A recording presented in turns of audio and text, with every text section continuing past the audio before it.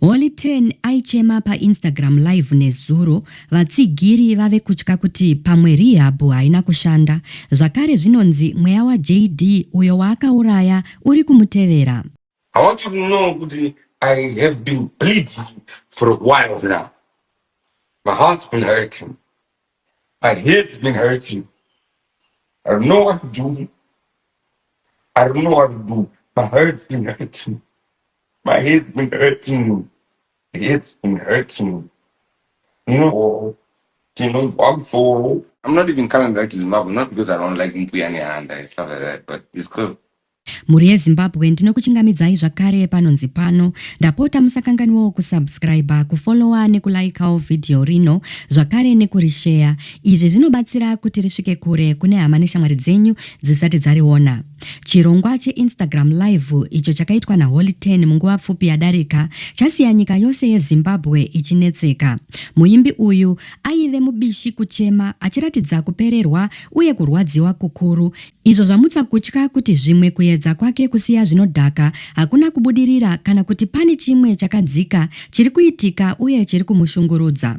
Vatsigiri vakawanda vari kubatanidza nyaya iyi nerunyerekupe rumweya wemuimbi wake backing vocalist ainzi JD uyo akashaya mutsaona yemotokari muna Gonyana 2022. Holy 10 akapona asi JD akashaya patsaona iyi.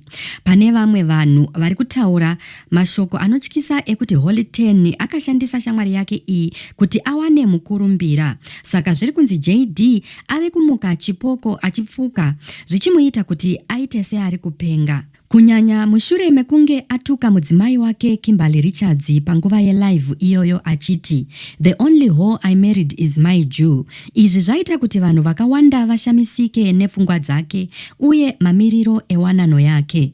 Chiitiko ichi chakagora vanhu nepakati. Vamwe vari kutyira kuti urwu ruzha rwekukumbira rubatsiro mushure mekubuda muRehab uko kwaakarapwa achibva anyarara kwemazuva 60 mukupera kwa2025.